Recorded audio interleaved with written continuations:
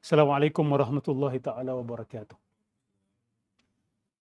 Sebolehnya saya nak menjadikan adat sebelum memulakan apa-apa ceramah ataupun majlis untuk memastikan sesi kita ini bukanlah satu sesi membuang masa, bukanlah satu sesi yang kita akan sesali apabila kita masuk ke dalam kubur nanti, bahkan akan menjadi sesi yang akan kita hargai dan kita akan berterima kasih kepada diri kita sendiri dan kepada Allah Subhanahu Wa Taala kerana telah memberikan kita peluang. Maka untuk memastikan ia terjadi yang kedua itu, maka adalah wajib ke atas kita semua memeriksa hati kita, niat kita. Kita hadir ini untuk apa? Kerana apa? Bila kita sebut Bismillahirrahmanirrahim, itu kalam mengajarkan kita ikhlas. Bismillah. Ma makna Bismillah? Saya dah jelaskan pada minggu yang lalu. Bismillah yang pertama sekali adalah bi'aunillah, bihaulillah, biquwatillah. Dengan bantuan Allah, dengan kekuatan yang Allah bagi, barulah kita boleh buat apa yang kita buat sekarang ini. Nombor dua, bisyariatillah. Kita buat ini berdasarkan syariat Allah Subhanahu wa Ta'ala. Dan yang ketiga, yang paling utama sekali adalah kita buat ini lillah. Maksudnya kita tidak mengharapkan daripada ini apa saja selain Allah Subhanahu wa Ta'ala. La nuridu minkum jazaan wala syukura. Kita tidak meminta daripada sesiapa ganjaran ataupun terima kasih pun, penghargaan pun. Dan kita harus pastikan hinaan orang ataupun pujian orang itu sama di dalam hati kita.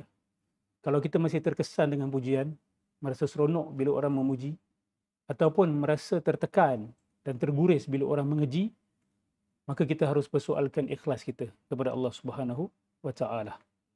Kita harus persoalkan ikhlas kita kepada Allah. Bila orang puji, kita rasa happy. Boleh. Tapi kita happy kerana apa? Kerana apa yang disampaikan itu berjaya sampai kepada orang. Bukan kerana kita mengambil pujian itu untuk diri kita. Okey? Dan bila orang mengeji, boleh saja untuk rasa tersakiti, tapi merasa sakit kerana Allah Subhanahu Wa Taala. Contoh, ada orang mengkritik apa yang kita sampaikan sedangkan apa yang kita sampaikan itu benar.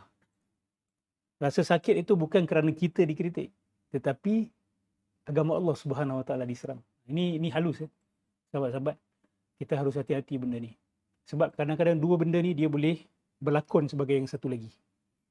Kemarahan dia sebenarnya untuk diri dia, tapi dia dakwa bahawa kemarahan aku ini kerana Allah. Okay? Sukanya dia adalah kerana bila dipuji.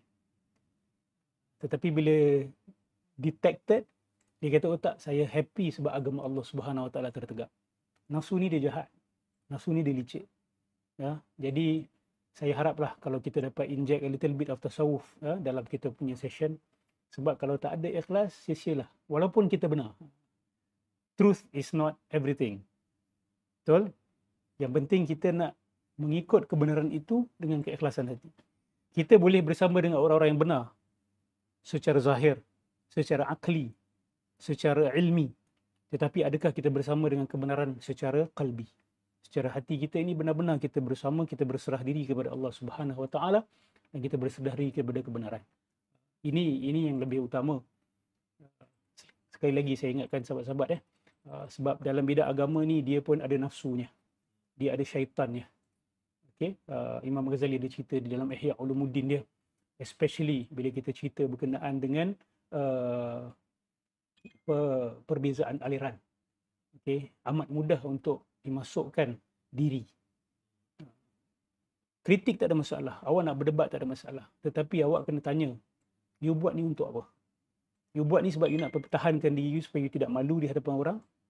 Ataupun you buat benda ni kerana you nak memenangkan kumpulan you sebab you suka menang? Atau you buat benda ni kerana you suka kebenaran itu sampai kepada orang lain? Dan you tidak suka kebenaran itu dikritik dan diperburukkan dan diselewengkan. So benda ni tak ada orang boleh cek, kita saja boleh cek diri kita. Duduknya awak kat depan saya ni dan sahabat-sahabat yang dengar secara online ini, tidak ada orang boleh periksa hati kita kecuali diri kita sendiri. Cukuplah hari ini kamu menjadi hasib ke atas diri kamu sendiri. Allah kata di dalam Al-Quran. Betul? Hari akhirat nanti cukuplah diri kamu akan menjadi pemeriksa kepada diri kamu sendiri. Betul? So sebelum hari itu berlaku, kita buat dulu sekarang ni. Kita buat pemeriksaan kepada diri kita. Lihat ke dalam apa yang kita nak. Dan kita kena jujur dengan diri kita. kita boleh menipu kepada orang lain. Tetapi kalau ada di sana tujuan-tujuan lain yang tersembunyi, kita akan tahu dan Allah tahu. Kita akan tahu pasti. Sebab kita tahu apabila kita cuba menyembunyikan sesuatu di dalam hati kita sendiri. Okey? Sebab apa sahabat-sahabat? Sesi kita ni bukan sesi berpesta. Ni bukan sesi minum-minum, clubbing ke. Bukan. Ini sesi kita duduk belajar ilmu, belajar agama. Orang yang pergi clubbing tu, dia memang mencari dunia dengan dunia. So it makes sense. Kalau kita mencari dunia dengan agama Allah, mana lagi dahsyat? Sebenarnya kalau kita fikirkan. Mencari dunia, mencari habuan untuk hawa nafsu dengan agama Allah Subhanahu Wa Taala, itu adalah satu perkara yang lebih dahsyat, lebih bahaya. Dan ini melangkaui saya ya. Dia termasuk anda sekali. Ya. Kita kena periksa semua ni. Semoga Allah Subhanahu Wa Taala memelihara kita insya-Allah.